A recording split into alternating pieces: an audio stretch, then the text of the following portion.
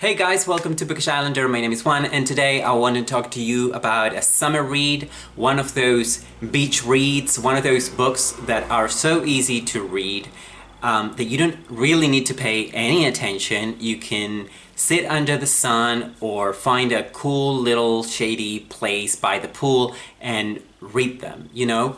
If you're looking for such a book, you've come to the right place, because today I want to talk to you about the biggest summer reads of all time, and I'm of course referring to As I Lay Dying by William Faulkner. As I Lay Dying is a novel that was published in the 1930s, in fact in 1930, at the beginning of the decade, in the United States, and it's normally thought of as part of the Southern Gothic genre.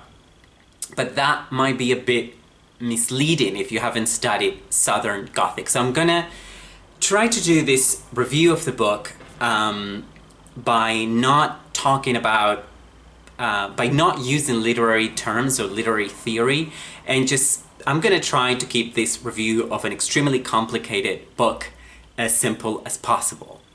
As I Lay Dying, it's a narrative of the death of a person. It's what happens when this person, in this case a mother of a big southern family, a poor family of country folk, dies.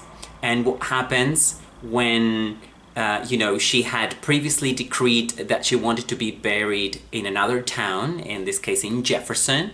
So her whole family, her children and her widower, will have to take her dead body to that place. And what interactions all of that will foster in people within the community, like the doctor or the neighbors.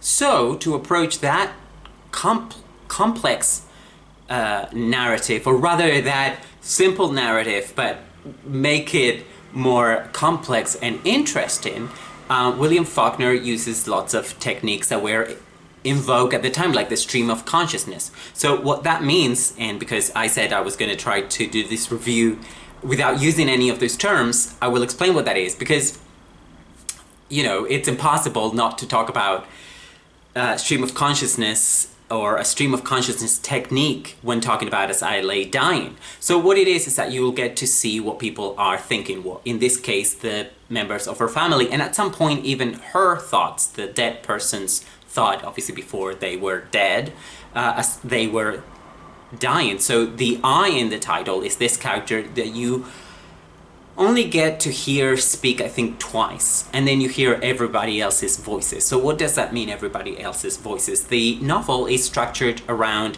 very short chapters. They have varying length, but they tend to be quite short, so there are quite a few chapters. I think over 50, in fact, more than 50 chapters, and you get 15 different characters. So each chapter is entitled with the name of a character. So obviously there are 15 characters and there are over 50 chapters. That means that you get to hear from some of the same characters more than once. In fact, I think all the characters you get to hear from more than once. So what you get is their own individual point of view on what is happening. And that can make the reading experience frustrating and difficult, to the point that some readers give up, and other readers go through the whole book and then they had no idea what they've just read at the end of it.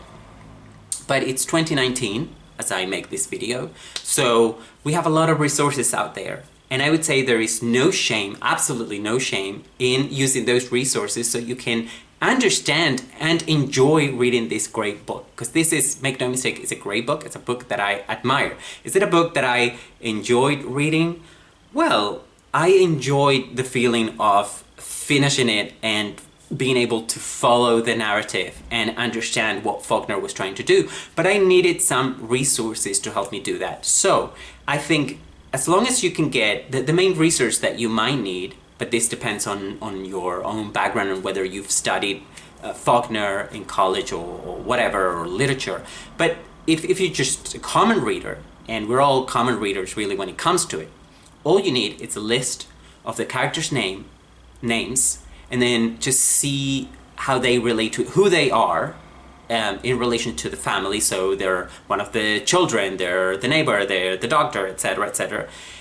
And that's all you need, and you can keep referring back to that list as you read the book. So basically go to Wikipedia and type in As I Lay Dying, and you'll find a list of characters. You can even read the plot and everything else, but I think all you need is a book of the characters, you know?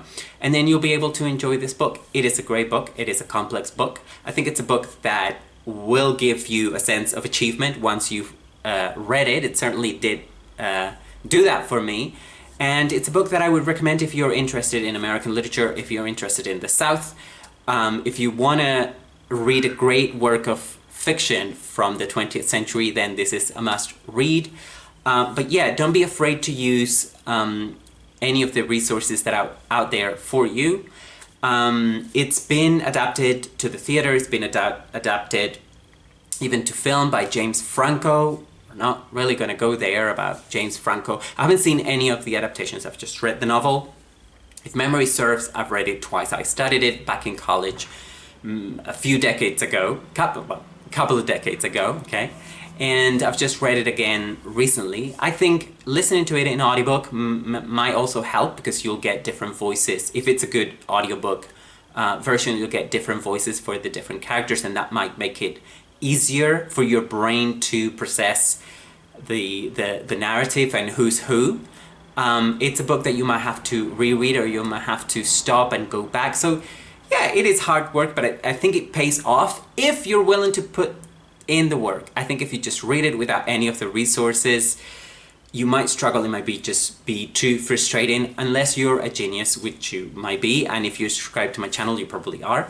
Anyway, if you've read As I Lay Dying or anything else by Faulkner, if you have any opinions on this book, if you've read it and perhaps you have given up halfway through, or less than halfway through, or almost at the end, or if you've managed to read it and understood it, or if you've read it but never understood it. Anyway, just let me know down below in the comments. We can talk more about As I Lay Dying. I could talk to you more about techniques to approach difficult books, if you like.